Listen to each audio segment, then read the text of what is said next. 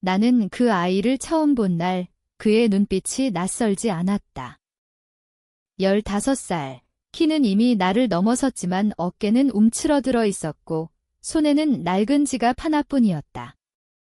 사회복지사가 문제야 라고 했다. 도벽, 폭력, 가출. 학교에서도 손을 댈 수 없는 애라고. 나는 별다른 기대 없이 그를 집으로 데려왔다. 위탁부모 자격증은 2년 전에 땄다. 이혼 후 빈집이 너무 커서였다. 그가 방에 짐을 풀 때 지갑에서 사진 한 장이 떨어졌다. 구겨지고 얼룩진 오래된 폴라로이드 사진. 젊은 여자가 웃으며 카메라를 보고 있었다. 긴 머리, 크고 맑은 눈, 살짝 비뚤어진 미소. 아이 이름은 현우였다. 가 재빨리 주워 다시 지갑에 넣었다. 손이 떨리고 있었다. 엄마 사진이야, 내가 물었다. 현우는 대답 대신 고개만 끄덕였다. 그게 유일한 가족의 흔적이라는 걸 나는 직감했다. 저녁에 누나가 왔다. 누나는 사진을 보자마자 손에서 떨어뜨렸다. 얼굴이 하얗게 질렸다. 오빠, 이 여자. 누나는 말을 잇지 못했다. 나는 이미 알 것 같았다. 심장이 쿵쾅거렸다. 민서야, 누나가 겨우 입을 열었다. 오빠 전처 민서잖아.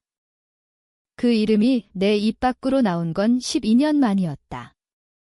박민서. 나를 버리고, 우리 아들을 버리고, 사라진 여자.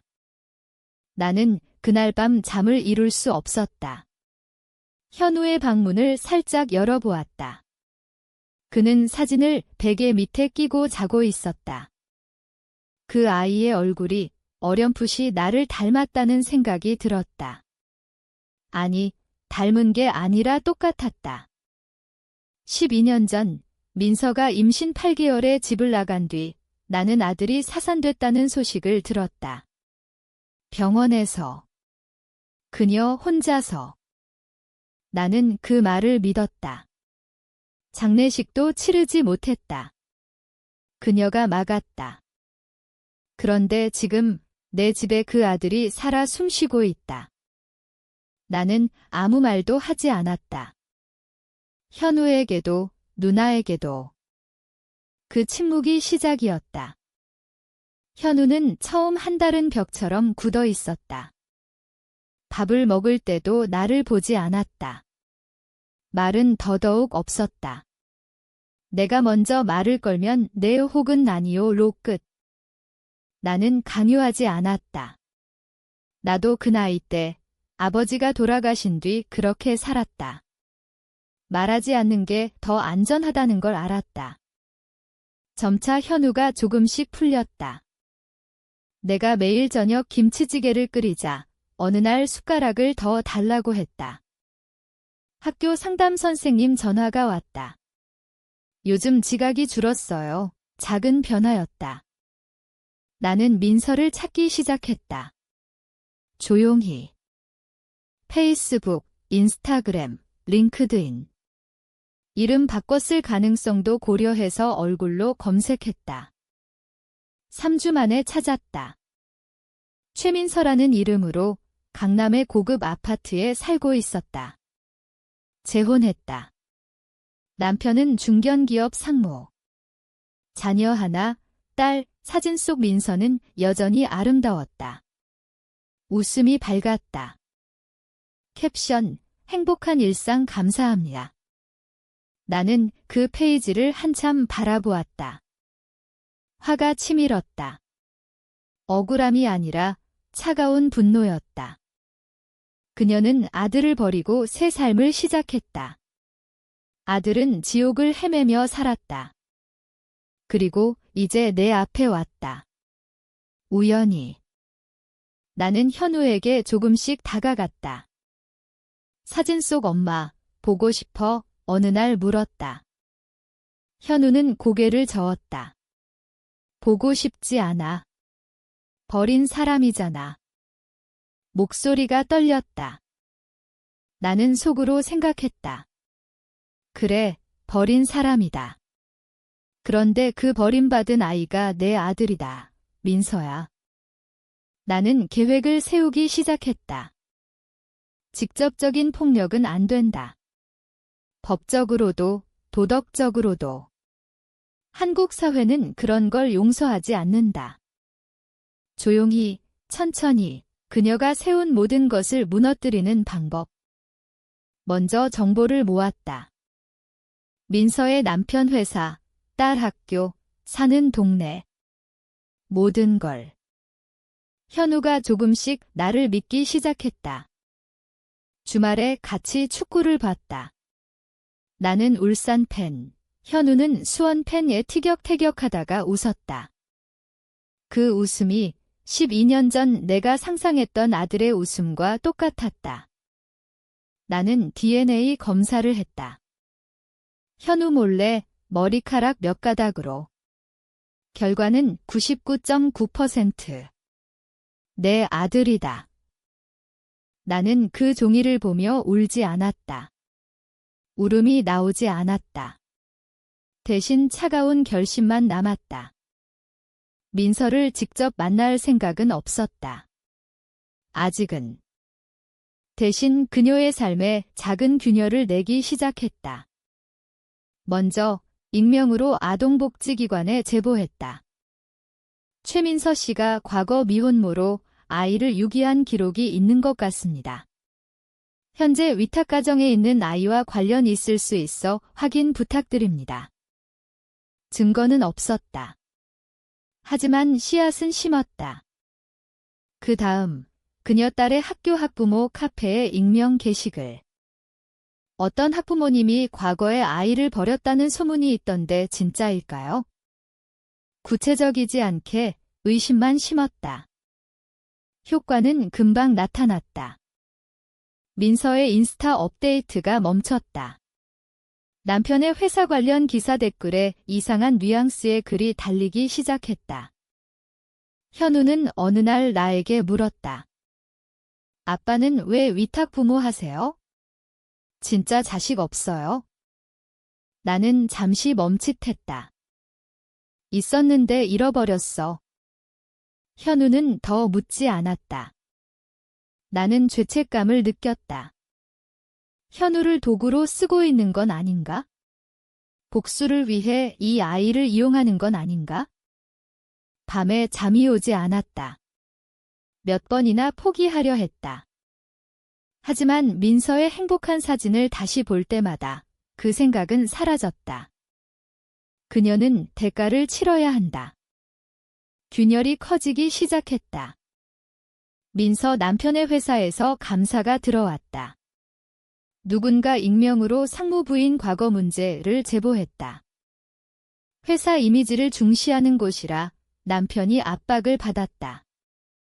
민서가 직접 복지기관에 연락했다는 소식을 들었다. 제 아들이 위탁가정에 있다는 게 사실인가요? 기관은 규정상 알려줄 수 없다고 했다. 하지만 불안은 이미 심어졌다. 나는 현우에게 조금씩 과거를 얘기했다. 너 엄마가 옛날에 나랑 아는 사이였을지도 몰라?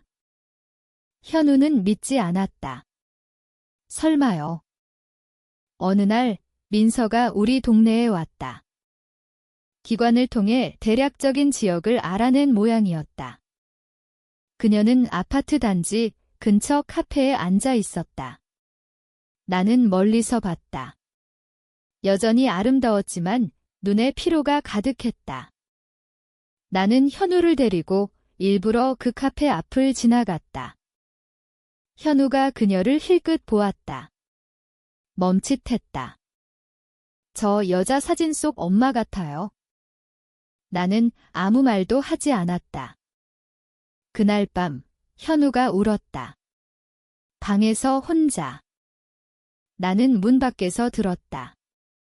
처음 보는 눈물이었다. 나는 처음으로 흔들렸다. 내 복수가 이 아이를 더 아프게 하고 있는 건 아닌가? 포기할까 생각했다. 진실을 말하고 가족으로 살아갈까? 하지만 다음 날 민서의 남편이 이혼 소송을 준비 중이라는 뉴스가 익명 커뮤니티에 올라왔다. 내가 흘린 정보가 효과를 보고 있었다. 나는 다시 결심했다. 끝까지 간다. 모든 게 무너지기 시작했다. 민서 남편이 이혼을 통보했다. 회사에서도 압박. 그녀는 결국 복지기관에 정식으로 소송을 걸었다. 친권 회복 소송. 법원에서 DNA 결과가 제출됐다. 나는 증인으로 나갔다. 민서가 나를 보자마자 얼굴이 일그러졌다. 너 왜? 판사는 현우의 의사를 물었다. 현우는 말했다. 엄마랑 살고 싶지 않아요. 버린 사람인데? 소송은 기각됐다. 민서는 모든 것을 잃었다. 집, 남편, 사회적 지위. 그녀는 나를 찾아왔다. 아파트 앞에서 무릎 꿇었다. 미안해, 제발 현우 좀 만나게 해줘. 나는 차갑게 말했다. 당신이 버린 날 이미 끝났어. 그녀는 울었다. 나는 문을 닫았다. 현우는 점차 안정됐다. 학교 성적도 올랐다. 나를 잡바라고 불렀다. 우리는 처음으로 가족 사진을 찍었다. 하지만 밤이 되면 나는 거울을 보았다. 내 눈빛이 변해 있었다. 차갑고 텅 비어 있었다.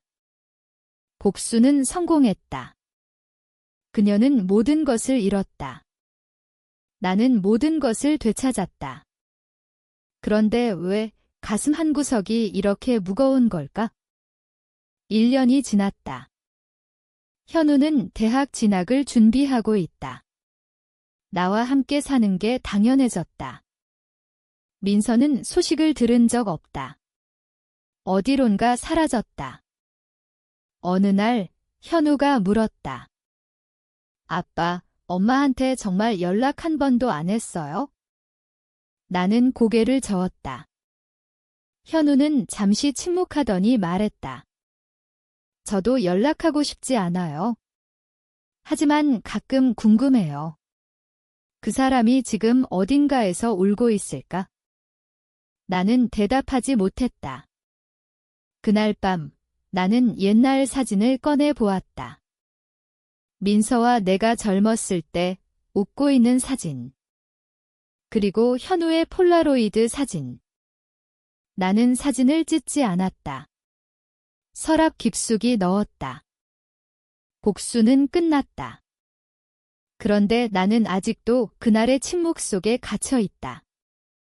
현우가 행복한 걸 보면 그걸로 충분한 걸까? 아니면 내가 괴물이 된 걸까?